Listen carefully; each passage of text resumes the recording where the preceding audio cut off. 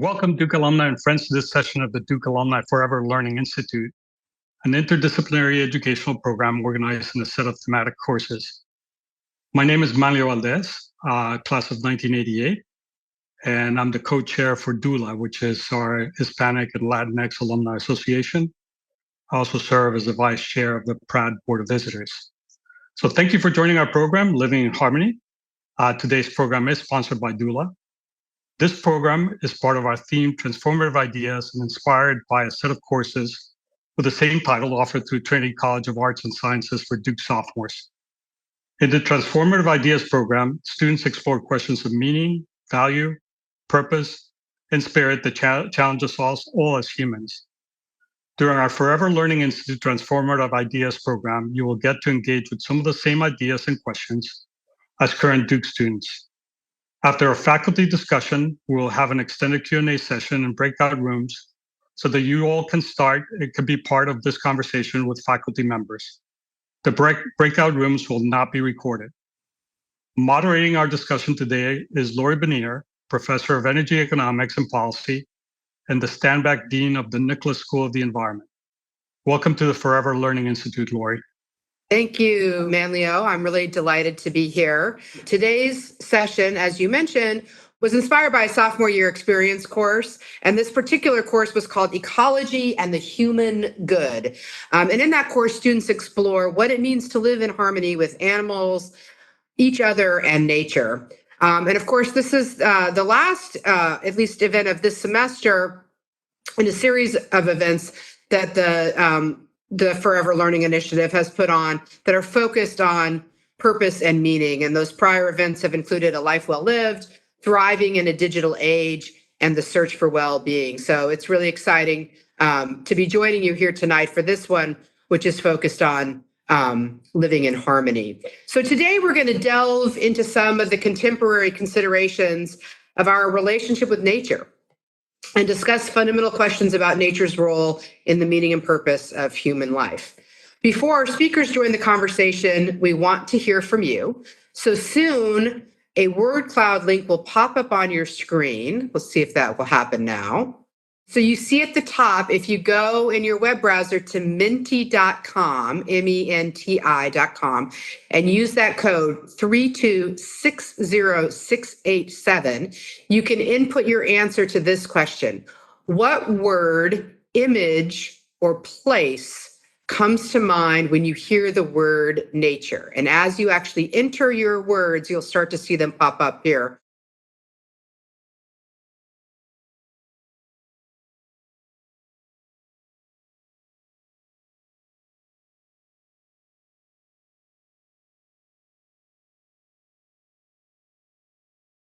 This is great. I love this variety of answers we're getting. We'll sort of bring us back in now. You can see the size of the word cloud sort of indicates how many times it's been mentioned, right? So we have mountains, trees, forest, fresh air, animals, green, all sorts of clean air, outside, conservation, Africa, all sorts of really fantastic answers. So we're going to talk more about these particular beliefs in our notion of nature here with our panel. And so with that, I'm going to go ahead and introduce our panel today. My colleagues first is Fiona Gladstone. She is a postdoctoral associate at the Duke University Marine Laboratory here at the Nicholas School of the Environment. And next up is Rebecca Vidra. She is a senior lecturer in marine conservation and ethics at the Nicholas School of the Environment. And last but not least, Norman Wurzba. He's the Gilbert T. Rowe Distinguished Professor of Christian Theology up at the Duke University Divinity School. So welcome to each of our speakers. And I'd like to kick us off by having you share with us a brief introduction of yourself and your work. And we're going to start with you, Fiona. Thank you, Lori. And so first, I'd just like to start by saying I'm so honored to be here and be part of this conversation today. It's a topic that's very near and dear to my heart as an human environment geographer. So as you mentioned, I'm a postdoctoral scholar right now in the Coast and Commons Lab at Duke University. But I'm actually broadly trained in human environment geography and food studies. And with this training, I've worked on how globalization, development, and environmental change influence local environments and human experiences. So I have a long-standing focus on indigenous and rural food producers in Latin America, especially in Mexico, and a commitment to mixed methods and community-engaged research. By doing research and pedagogy in an interconnected way, such as training and involving local students in southern Mexico in my research, I've tried to have a positive impact with the research process and also to invigorate academic and public debates with the insights that can be gained from those different knowledges. Some of my research projects in particular have been focused on agriculture and fisheries in Mexico and also on environment and trade dynamics in the US-Mexico border. And I think I'll end there, but I'll probably end up talking a little bit more about some of those projects over the course of this conversation. Thank you. Terrific. Thank you, Fiona. How about Rebecca?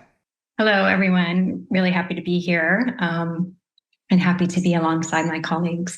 I am a restoration ecologist, and I have sort of morphed from my initial training as sort of a hardcore ecologist. I was trained, like many other people, to think about ecosystems and nature as outside of human interaction. So you need to get nature right to restore nature. And now I think about it much more in terms of restoring communities, connections with each other and with nature, and restoring cultural practices while restoring those ecosystems. So a much more holistic perspective on restoration. And I developed that perspective on the North Shore of Kauai, where I've been working with community organizations for the past 10 years. And I have a new partnership with the Coharie tribe in North Carolina, much closer to home, which maybe we'll talk a little more about tonight. My position at the Nicholas School is primarily a teaching position. And I was thinking before this call, I've had like a very typical teaching day. I finished the last class of my Introduction to Environmental Science and Policy class, mostly first-year students. And I got very excited about my spring classes, working on those in restoration ecology and conservation ethics. So I teach a broad range of classes. I was really happy to hear Lori mention meaning and purpose at the beginning, because my most recent work in teaching is all about helping students sort of discover and define their sense of meaning and purpose, which is absolutely incredible as they are becoming environmental professionals. So again, really happy to be here. Thanks, Rebecca. Okay, Norman. Hi, it's really good to be with you all. So I trained in history, and then I did a degree in theology, and then really studied philosophy, 19th and 20th century French and German. And nature did not show up in any of my graduate school training, but that all changed because I started teaching and I was asked to teach environmental ethics. And that introduced me to a field that at the time I did not think was very well developed. And I realized that the problem for me was that I grew up farming, and I realized that agriculture was not showing up anywhere in the curriculum, whether it was in philosophy or in theology.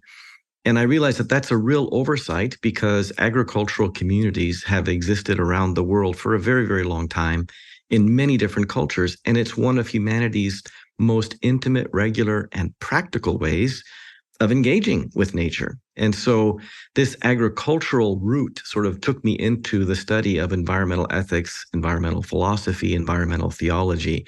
And it's made me rather interdisciplinary in the kind of work I do. And one of the things I've loved about teaching at Duke is the opportunity to work with a variety of scholars from across the university, whether it's working on projects on the Anthropocene or more recently, co-teaching the university course on climate change with my friend Emily Bernhardt in biology. So it's been a really wonderful time for me to see how human beings and human cultures try to live more harmoniously with nature. Great. Thank you all so much. And thank you for being here with us this evening. I hope that we can have a discussion, but I wanted to kick things off by just asking each of you, what are your reactions to the poll question? And how might you answer it from the perspective you represent in our conversation today? And maybe I'll just start in reverse order, and we'll start with you, Norman. Yeah, I mean, one of the things that impressed me is the variety of responses that people gave, which I think is a really useful thing to know, because historically, the word nature is one of the most complicated terms in our language. because nature has been meant so many different ways throughout time. For some people, it's the inner force within things, and for others, it's wilderness. And it depends on where you are on the historical spectrum about how you answer that. So the variety is, I think, really telling. But the other thing that I noticed is that there wasn't a lot of mention of people. That I think I saw somebody put up human nature. And so that's already an indication that maybe nature is something out there rather than inside of us. But that's something that I noticed. Great. Rebecca, you want to go next? Yep, same noticings. I noticed the word awe when it came up. And it was interesting. It came up when we had a lot of mountains, trees, and water, and then awe came. And I thought, for something that is so hard to describe, Norman, as you're mentioning, awe sort of resonates with me. Fiona? I echo my co-panelists' reflections on the word cloud. And I honestly think that I would have, my instinctive response to the question would be the same, trees and mountains and places where I feel like I've experienced that tradition of sort of transcendent encounter with nature. I grew up in a city environment, an urban environment, and very much was acculturated with the idea that nature is something that you go to somewhere else to do, basically. But I'll just mention that one of the things that made me certain that I wanted to become a geographer after I had been an English major in my undergrad was reading a book by the environmental historian William Cronon, called Uncommon Ground. And it's a series of essays. And these really introduced me to the ways in which nature is a culturally constructed concept and how it's changed over time, and how, environmentalists in different moments, or different types of environmentalists, for example, sort of early wave environmentalists or environmental justice scholars and activists have thought about nature in different ways. And that just was so exciting to me that I was like, I need to be a geographer so that I can study nature and culture at the same time. That's great. And it's a really great transition into this next question, which is, how has the idea of nature changed over time?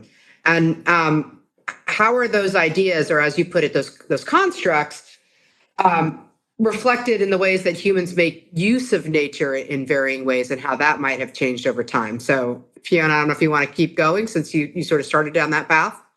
Sure. Yeah. So how has our idea of nature changed over time? Well, I think it's really important to consider, history, political economy, and geography, and kind of understand, trying to piece together a sense of what those different sort of periods and also geographies of the concept of nature may have been.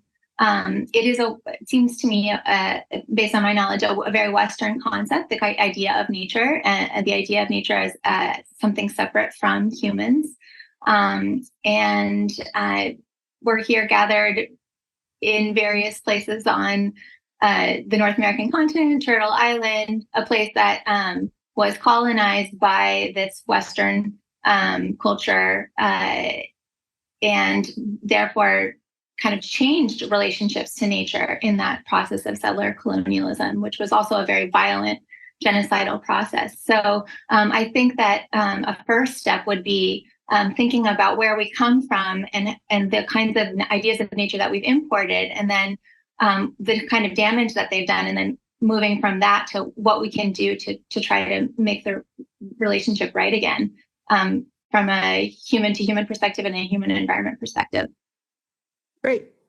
Rebecca, you want to go next? Actually, I know Norman has something to say. All right. Why doesn't Norman go next? Oh no, I mean, I love what you're saying, and I think it's so important to understand that traditional and indigenous cultures around the world think of nature very differently than, say, a 20th century European or North American, where for many of us more contemporary folks, we think about nature in terms of a commodity, right? It's something that can be privatized. It's something that can be sold. And this is so foreign to the way indigenous and traditional peoples talked about nature, because they thought of it as alive. They thought of it as the place that was always home. The concept of wilderness didn't even make sense. right? So for instance, in early settler days in America, wilderness was not the place you wanted to go to be because it was scary. So wilderness had to be overcome, right? And that meant felling the forests and draining the wetlands and removing indigenous peoples, because that was the realm of scary. And then romantic poets in the 19th century say, no, this is beautiful. And so we actually get the idea that we want to go into forests and go into mountains. And so these are just some examples about how we can think so differently about what we understand nature to be. And when we think differently, we act differently. And so when you have a modern project that assumes that nature is dead, well, then you can commodify it and privatize it. But if you're indigenous or traditional and nature's alive, then it's something much more kin-like, and that you have responsibilities for it. Yeah, and I'll add too, so like Norman, I teach environmental ethics, and one of the sort of primary concerns of environmental philosophers for decades was this idea or this question about whether nature has intrinsic value. So instrumental value or values that we can value, and anything from the cost of timber to the aesthetic or religious experience that we have in nature. But is there anything that is intrinsically valuable about nature without humans? So really trying to understand if nature is this sort of human construct and full of human values, or if it indeed has some value beyond that. And I was just reading today, because I was planning my class, I was rereading this thought experiment by this environmental philosopher, Richard Routley Sylvan.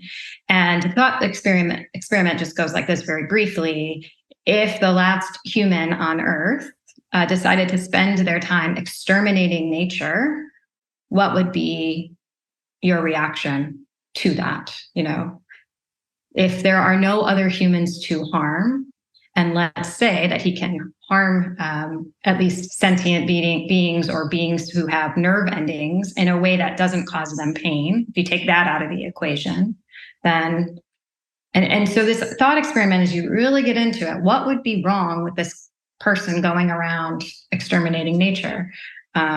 That's one way that philosophers have tried to get at this idea of there's something intrinsically valuable about nature apart from humans. It's maybe not surprising to people who know the field of philosophy. It was surprising to me coming in as an ecologist how long and how rich this argument is about whether or not nature has intrinsic value. I think for the most part, we're moving past that. But when we talk about commodification of nature, it's still simmering there in the background. Great. All right, I'm going to switch us just a little bit, because one of the themes of today's session is what some people around here at the Nicholas School at least would call One Health, which is specifically the ways in which health of humans, animals, and ecosystems are all connected.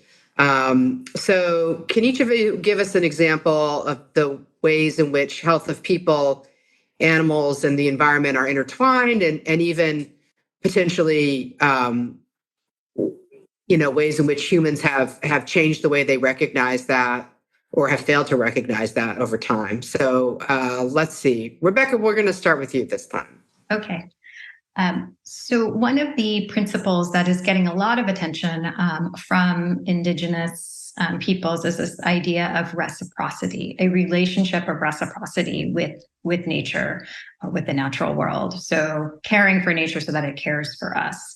And this concept, I'll just speak briefly about some of the work that I've done in Kauai, where people are growing food using traditional cultural practices of Native Hawaiians and Polynesians.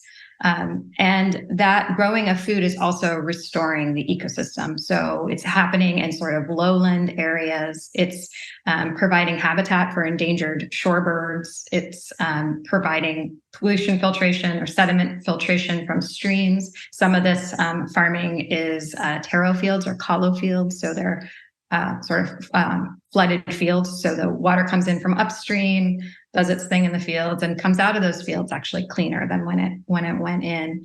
And they are providing food in a place we all think of Hawaii as being this lush, amazing place. It is essentially a food desert. And particularly for people who are trying to eke out a living there. So they're providing really nutritious food for their community.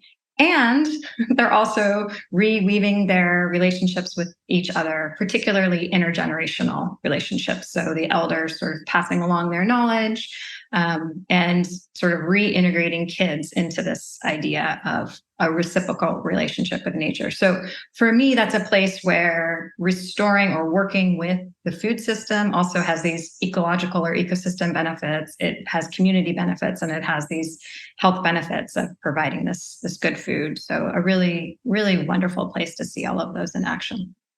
Thanks. Fiona? Yeah, well, I wanted to follow up to say that I've heard Rebecca say before something that really impacted me, and I want to repeat that that the food systems in place in Hawaii before colonization sustained a population equivalent to the population of Hawaii today. And that was just an impactful way to summarize the need for restoration projects that can revitalize these traditional food systems for human and environmental benefit. The other thing that comes to mind with the One Health focus is my own research in Oaxaca, Mexico, also indigenous communities and in the mountains of Oaxaca, Mexico, Zapotec and Mixtec. And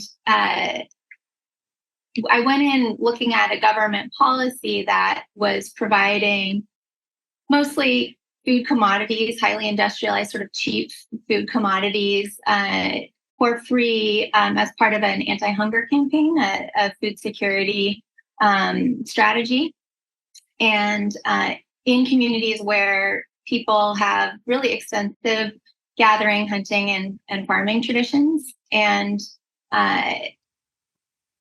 are unable to market those for a variety of reasons in ways that give them a sustaining livelihood.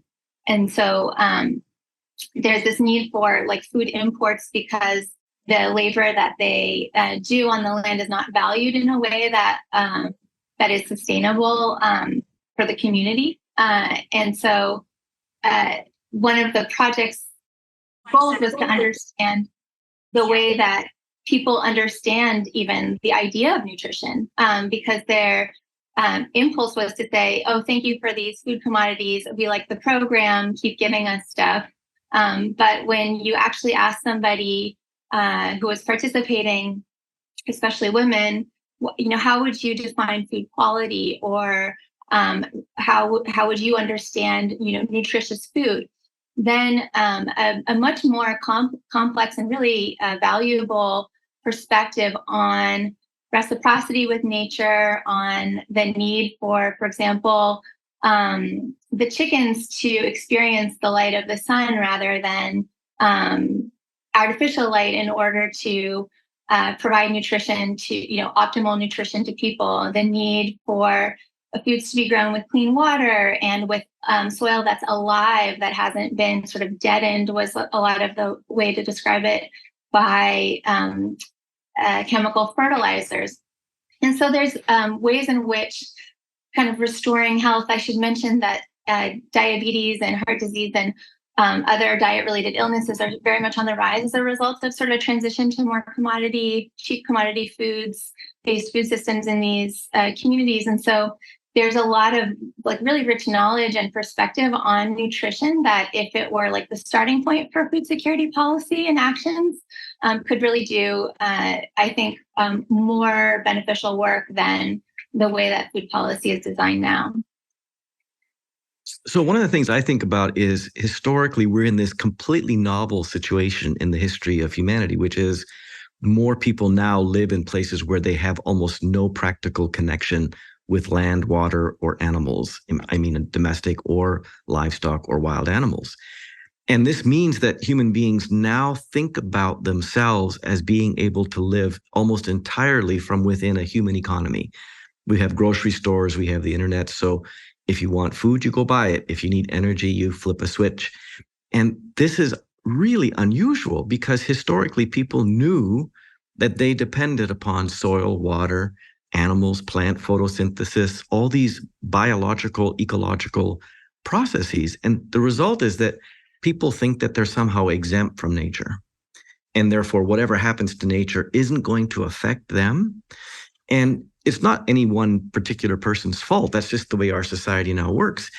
But the result of that is that we've had to work now to figure out what are the connections between human health and the health of soils, the health of waters, the health of plants, health of ecosystems.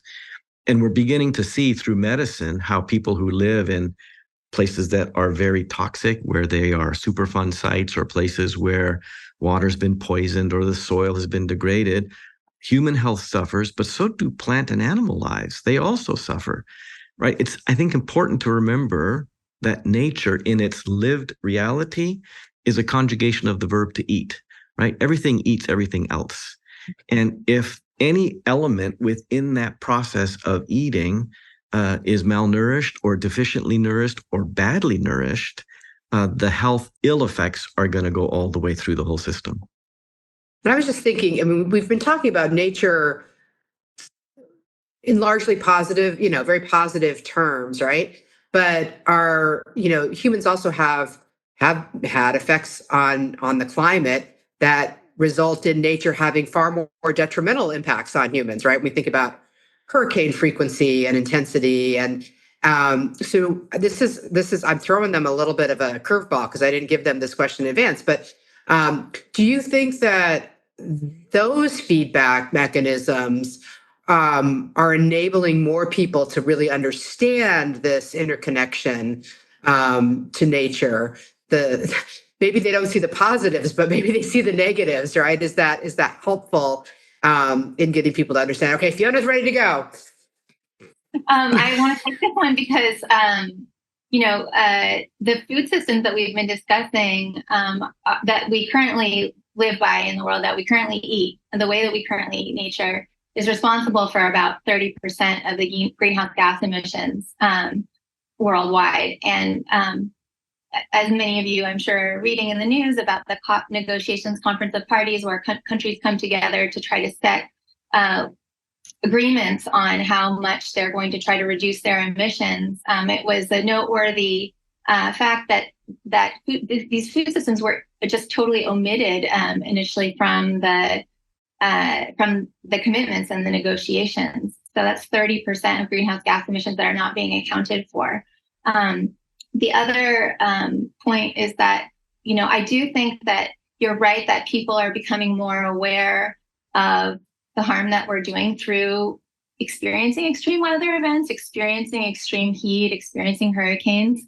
But it's not only through those experiences. We are also experiencing some of this problematic relationship that the current dominant political economy of human nature relationships has created, and is also related to food systems in the sense that 3/4 of new and emerging infectious diseases are zoonotic in origins. They have to do with the livestock revolution beginning in the 1970s that has increased the production of livestock animals, a reduced number of animals, and directly related to land clearing and biodiversity loss of all of the wild animals involved in the trophic cascades and more ecological nature conditions that allow for those types of pathogens to not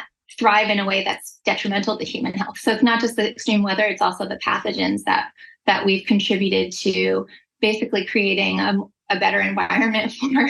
That's nature as well. And it's harming us in the form of COVID-19, in the form of swine flu and bird flu and other things like that. So, Lori, your question is a really good one because it helps us understand the Earth system scientists telling us we've lived in the Holocene for about 10,000 years or so, where there was relative climate stability, right? We know that there were still little ice ages and things of that sort. But for instance, when I was growing up, I could take for granted that the weather was going to be pretty regular, right? And that during the Holocene period, agricultural civilizations could take off because agriculture depends on predictable, regular seasons.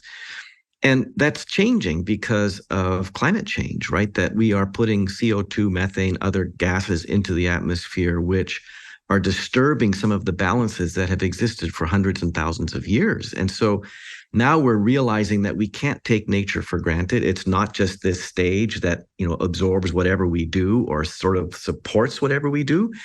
And as these extreme weather events are happening, we're realizing that the stage has got actors, and these actors take the form of hurricanes or heat waves or disease vectors. And so we're now definitely having to notice that when we took nature for granted, it was a big mistake. Norman, I know we're going to go to breakout groups, but I just want to ask you, when you were talking about us being so disconnected from nature, are these storms and other kinds of effects, heat, whatever, of climate change, do you think that may actually help us to get reconnected? Well, yeah, it's a great question, because there are lots of different kinds of connections, right? There can be a fearful connection, right? And that can be a pretty disturbing one, or there can be an exacerbation then of the idea that we have to further control or exercise even more dominance. And so we're finding people who are saying, well, nature's become unruly, so we have to become even more demanding in the way that we're going to treat nature, often characterized as a her, right? Nature gets gendered in these sorts of ways. And so there's lots of sort of cultural questions. It's a really great question, Rebecca. And I don't know about whether or not it's going to create the kind of love that we might like to see, or even the kind of what care and nurture. It might create some respect. It may even increase the sense of awe. But I think for a lot of people, nature's going to become more terrifying. And that, I think, is a little bit disconcerting, but certainly real. So we've just got a couple of minutes before we head to our respective breakout rooms. So I thought I would just ask each of you, what gives you hope for a better future relationship between humans and nature? Well, for me, it's working with young people who have love and who have concern and who have new creative ideas in which they're saying, we're not going to stick with the modes that, my generation has lived by. And they're giving us totally different ways of thinking about how we design cities, how we should design food systems. And a lot of these are really, really encouraging. So I'm excited by working with younger people. Yeah, that's Norman, you took the best answer. Oh, no. That's why he was so eager to go first. Rebecca. I know.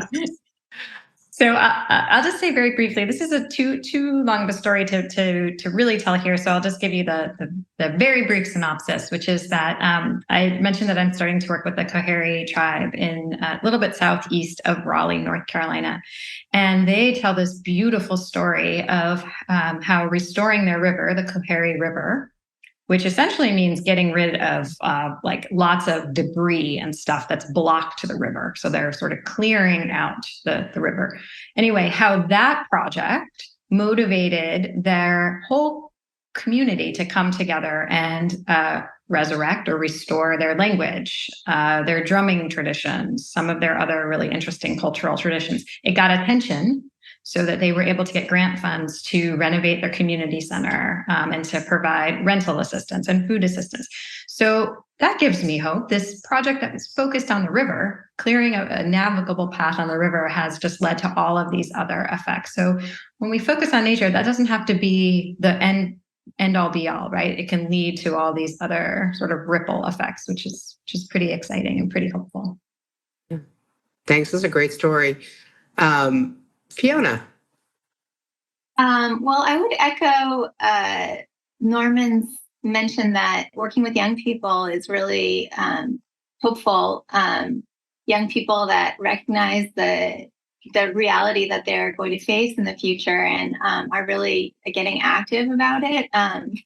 Movements like the Sunrise Movement, just youth activism around environmental and climate issues is really it's staggeringly impactful, and it's very impressive to see young people standing up to power and demanding there be, democratic process in decisions made by government about these kinds of human-environment relationships. Relatedly, I recently attended a very inspiring training on teaching social action, led by a San Jose State emeritus professor named Scott Myers Lipton, and hosted by Arun Agarwal at the University of Michigan School of Environment and Sustainability. And it was a training to basically disseminate a method that Scott has developed to make it possible for students to identify and develop campaigns for different types of social action within the course of a semester. And then for repeat courses of social action to be taught in subsequent semesters that may pick up where the students from the previous semester left off, or may create new campaigns related to those students' interests. But these include campaigns for restorative relationships, for sustainability, for example, composting on campus, or creating a sweatshop-free campus at San Jose State, or various kinds of campaigns that can be really concrete and that have been won by a lot of his students. So it's also a way to put a plug out there that you can learn about this, teachingsocialaction.org, and potentially attend a training if you are an educator, and get involved in that movement to help advise young people in their activism on these issues. Fantastic. Well, thank you, Fiona, Rebecca, and Norman, for your thoughtful discussion. I'm excited about the breakout rooms, but I could do this for, a lot longer, even though we had some prep work. I've got like several more questions that have come up in listening to you guys, but we will spare you more time with me and now send you to the breakout rooms, where you're going to have a chance to join one of the faculty speakers for more of an extended Q&A or discussion. I think we've got everybody back now. It looks like it. All right, that's great.